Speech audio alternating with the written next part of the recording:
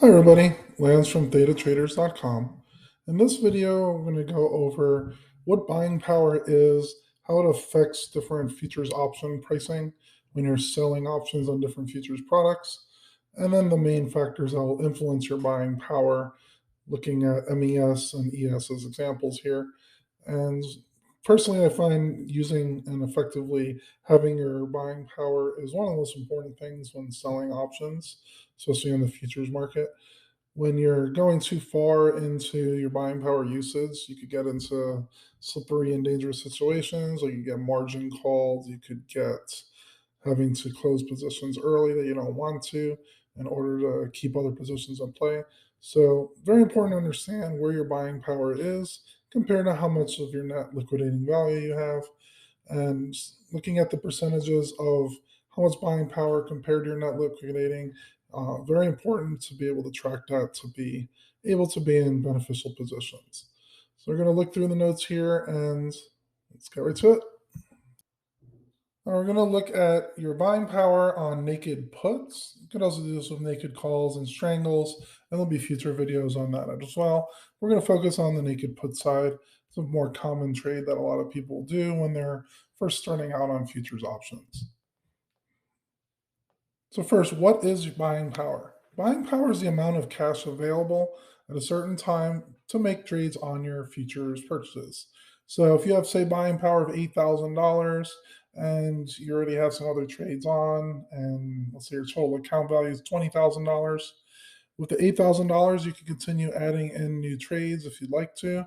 And as you add new trades in, it usually lowers your buying power when you're selling options. If you're buying different positions, you could possibly increase your buying power at times. And so very important to understand where your buying power it is, because a lot of the factors could change it, as you'll see shortly. The lesson for today is how the buying power actually changes due to selling these naked puts on your futures. We're going to look at different strike prices with the same expiration and notice what changes with your buying power. And then also notice at different expiration dates with a similar delta or similar probability of going in the money and what happens to your buying power there. So here we're going to compare selling a cash secured put on SPY and then compare it to selling a naked put on the futures. The futures involve MES and ES. So if you're selling on SPY, you could make it fully cash settled. As you'll see, though, the returns are relatively limited for the amount of risk that you're taking on those trades. If you're doing it on MES or ES futures, you can use a lot less buying power. And because of that, you would have very higher returns compared to BP with SPY. As you'll see, because of using that less buying power, you're able to amplify your returns. There are more risks involved by selling it naked compared to the cash secured, but there are many ways to mitigate that risk as well. So here is the buying power of selling a 26 DTE 0.1 delta put. I'm making this video on May 21st, 2023. So 26 days from now will be the June 16th. If you're selling the 0.1 delta put on SPY, you'll be able to take in $130, but you would need to put down $38,770 in buying power. And that'll be the 389 put. So 389 times 100 shares is 38,900 minus the 130 that you're taking in from the premium. So you're looking at not very high return there. It is some return, obviously getting $130, but using $38,000 plus to make that not a very beneficial trade, in my opinion. Although there are some people that would be perfectly fine taking this trade, I'd rather look for ways to get a little bit higher return than that. Now, one way you could do that is with selling, let's say, an MES futures contract. So MES, you would only need $608 in buying power, and you would take in $51.25, which is almost half the amount that you're making with the previous example on SPY. If you do two contracts, multiply these numbers by two, you would take in about $103, and you would use about $1,200 in buying power. So 51.25 for one contract, buying power effect only $608. So if with significantly less buying power, you could make very similar returns from, say, SPY, SPX. However, you use a lot less buying power. This is one of the biggest benefits to selling futures options. Very significantly lowers the amount of funds that you need. However, you do need to look at the max loss here. Max loss is theoretically $19,000 and change. But only way that's going to happen is MES drops absolutely to zero. And that means that SPY is at zero. And I'm worried about nuclear fallout before anything else because SPYs will not go to absolute zero. As a science teacher, I think there is no temperature in that case. So now let's look at what does this actually mean. You can obtain similar returns using these futures options over SPY, but much less buying power. However, that buying power selling the put can change over time and with different strike prices is what we want to focus on. It's not as easy as just selling this naked put and then that's it. There are buying power changes that could happen as MES and ES changes. So let's say we're doing, I meant to write selling, not buying, but selling a zero point 0.1 delta there. You need $6,547 to sell a zero point 0.1 delta, 30 DTE, and this is on an ES contract. So you do have a 10 times multiplier here compared to MES. So here we have a max profit of $625, and you would be needing $6,547, which is close to a 10% return on your money if the buying power was only 65.47. And remember, it's a 0.1 delta in this case. Now, if we go with the buying power of a 0.2 delta, you'll be taking in more money. You will be making profit of 12.50. So a little bit about almost double of the 0.1 delta. The buying power effect does go up though to $8,613. So this buying power that increased here does dramatically change how much buying power you might have on your positions, especially if you have a few different positions in play. And one of the biggest things with selling futures options is not to use all of your buying power initially. Because if we started with this last example here where you use $6,500, and let's say you only have like a $6,700, $6,800 account, any slight movement from a zero point 0.1 delta to a 0.2 delta would need about $2,000 more in your account, and Miss Margin would be calling really quickly if it goes against you a little bit. So definitely make sure you have a lot of extra cash on the side if you're selling futures options. I go over this in detail at datatraders.com with my members exactly how much buying power I use and how much I have at any given time.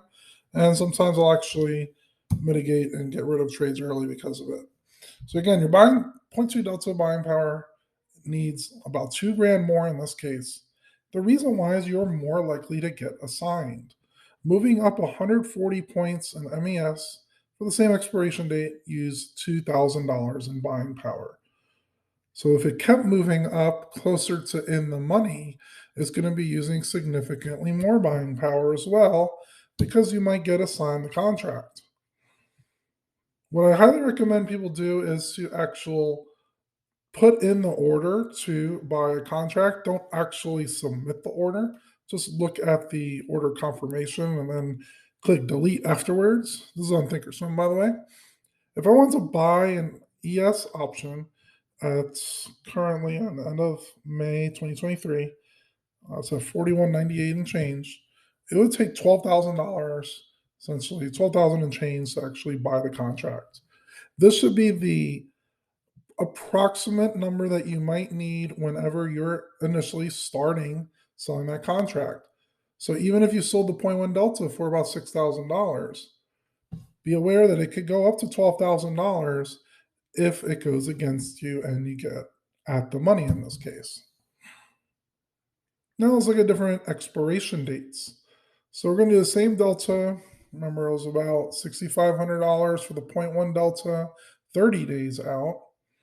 If you go 90 days out at the exact same 0.1 delta, it actually used less buying power, 56.70, instead of the 65.47. The strikes are lower. Instead of 39.07, we're at 36.46. So part of the reason why the buying power is lower is based on the lower actual price of assignment. And also, it is further away out of the money. So that helps it actually mitigate a little bit of risk there in terms of your buying power changing very dramatically. As you get very close to expiration date, your buying power can change pretty dramatically. So, what are some of the main takeaways from what we just looked at? Buying power in futures can make very substantial returns if you compare it to a fully cash secured position on, let's say, SPY. If you're higher delta, or if you're closer to in the money when starting a trade, it does use up more buying power. So just be aware, if you're at a higher delta, your buying power wouldn't be as dramatically changing if you go to in the money compared to if you started at a much lower delta. Very important to understand what the maximum amount of cash could be. For instance, if you wanted to stop out on a position, if it touches at the money, I would recommend comparing your buying power on a low delta to actually buying a contract to see if there's much of a difference there. Obviously, it could be pretty close if you're selling it at a high delta to begin with. If you're starting really low delta, it could be dramatically different if you're at the money there. Also, buying power and longer dated expirations can be more capital efficient. Be aware of the risk though, because you could get to end the money. So, datatraders.com, we do quite a bit of naked puts on futures. Also do strangles where we sell the call as well as the put. And I'll make a future video on looking at buying power strangles. And we also do the covered strangle where we buy contract, you could sell a put and a call, or you get assigned a contract and you sell a put as well. And I constantly mention to my members to track your buying power for each trade, and then you compare it to your total account value. And the reason why we do this is so we know that we could be entering into new positions once we have adequate amount of buying power. We look at the changes of the buying power as positions stay with us or go against us, and then it helps us obtain these consistent returns that we need. So, buying power and being able to manage your buying power effectively using futures options, I feel is probably the most important, or at least one of the top three most important factors when actually making good returns on futures options. Currently, trying to average at least 2.5% per month using my futures options. We're near the end of May right now, and I'm at 3.8%, and we've reached over 2.5% every month this year. And one of the main reasons is I make sure that I use a relatively small amount of my buying power, but I also want to be able to manage it in case I get too dramatic. By adding too many positions, it might seem like you can make more money in them, but in effect, if you're going to be close to getting a margin call, you're going to have to get rid of positions that are already against you.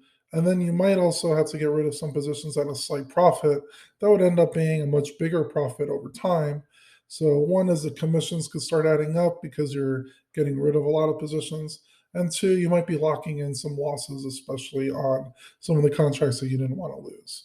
So, at datatraders.com, we make sure that we're looking at all the different types of trades that we're considering, how much buying power I'm going to be able to use in the trade, how much buying power could change into the different simulations and different situations that could happen over time.